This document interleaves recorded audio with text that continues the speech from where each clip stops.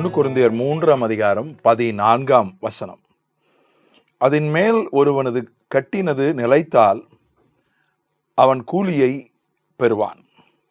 நாம் ஏற்கனவே நித்தியத்தில் தேவ பிள்ளைகளுடைய கிரியைகள் சோதிக்கப்படும்.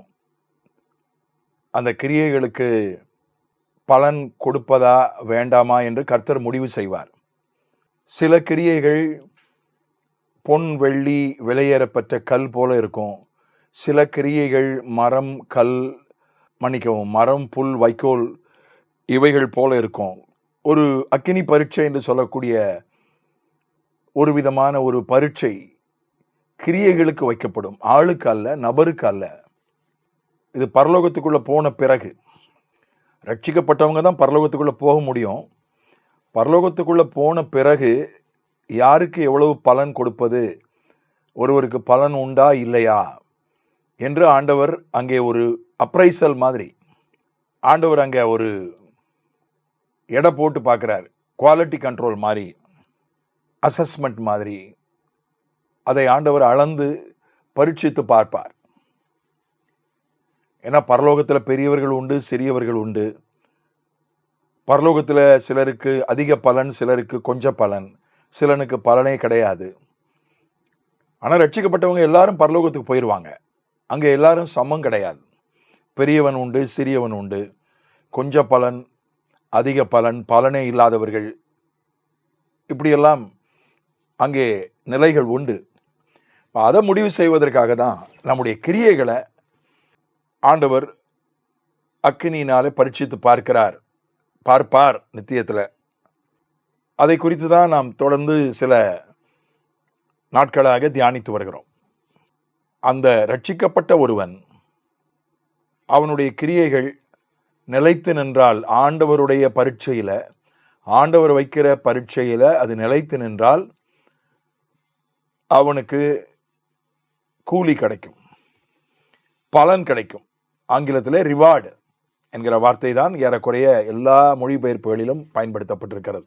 ரிவார்டு. அதற்கு தமிழில் அது 200 வருஷத்துக்கு முன்னால் உள்ள யாழ்ப்பாண தமிழில் கூலி என்கிற வார்த்தை போட்டிருக்கிறார்கள். அது ஒன்றும் தவறு அல்ல. அதற்கான பலன் கிடைக்கும், பரிசு கிடைக்கும், வெகுமதி கிடைக்கும். நிலைத்து நிற்கக்கூடிய கிரியையாய் நம்முடைய கிரியை இருக்க வேண்டும். அது ரொம்ப முக்கியம். 2 கொரிந்தியர் 4 கடைசி வசனம், ஏனெனில் காணப்படுகிறவைகள் அநித்தியமானவைகள், காணப்படாதவைகளோ நித்தியமானவைகள். அநித்தியமானவைகள், நித்தியமானவைகள், 2 காரியங்கள் அங்கே சொல்லப்பட்டிருக்கிறது. 17 வசனம் 2 கொரிந்தியர் 4, மேலும் காணப்படுகிறவைகளை அல்ல, காணப்படாதவைகளை நோக்கி இருக்கிற நமக்கு அதிசீக்கிரத்தில் நீங்கும் லேசான நம்முடைய உபத்திரவம் மிகவும் அதிகமான நித்திய கன மகிமையை உண்டாக்குகிறது. நித்திய கன மகிமை, கணம், மரியாதை, மகிமை எல்லாமே மகிமை தான். இந்த உலகத்தில் மகிமைன்னு எடுத்துக்கிட்டா பணம், படிப்பு, அந்தஸ்து, பதவி, புகழ், பேர், கூட்டம், அதிகாரம் எல்லாமே மகிமை தான். அலங்காரம், அழகு, சொத்துக்கள், அறிவு எல்லாமே மகிமை தான்.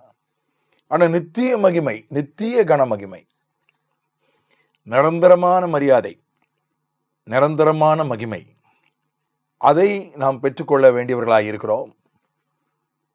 நாம் காணப்படுகிறவைகளை நோக்கி ஓடாமல் காணப்படாதவைகளை நோக்கி ஓடுகிறோம். நம்ம கண்ணால் பார்க்க முடியாத, சரீர கண்களால் பார்க்க முடியாத இயேசுவை நோக்கி நாம் ஓடிக்கொண்டிருக்கிறோம். சரீர கண்களால் பார்க்க முடியாத பரலோக ராஜ்யத்தை குறித்து ஓடிக்கொண்டிருக்கிறோம். அதை நோக்கி ஓடிக்கொண்டிருக்கிறோம்.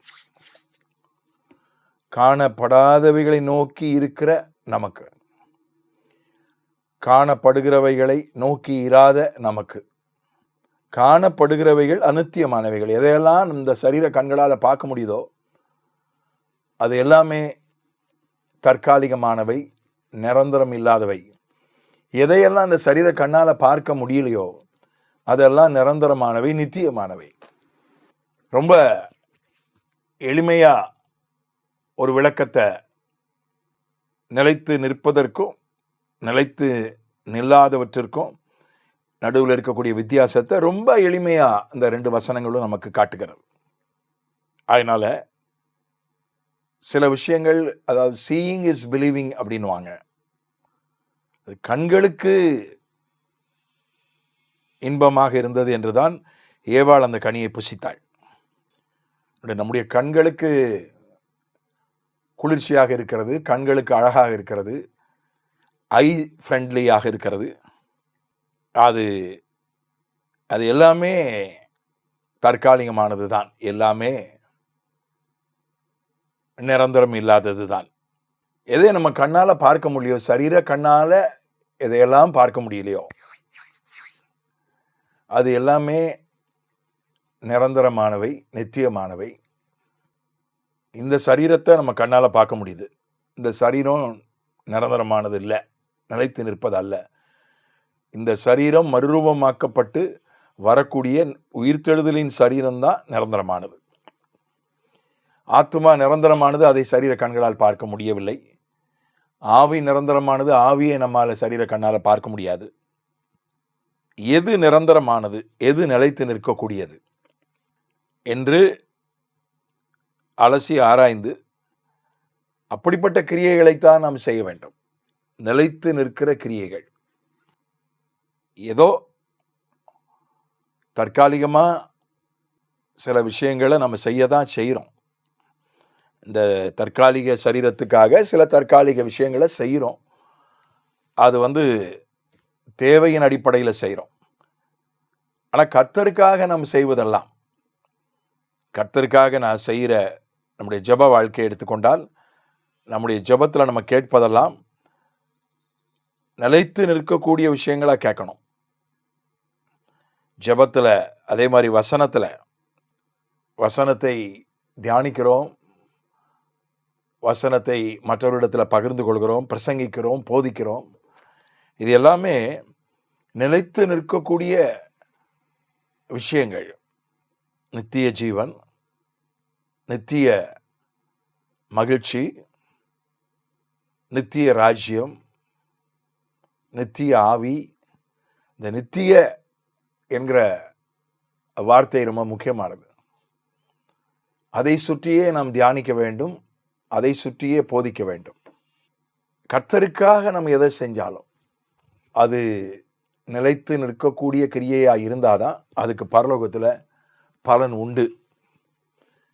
இல்லை என்றால் பரலோகத்தில் அது தோல்வி அடைந்து விடும்.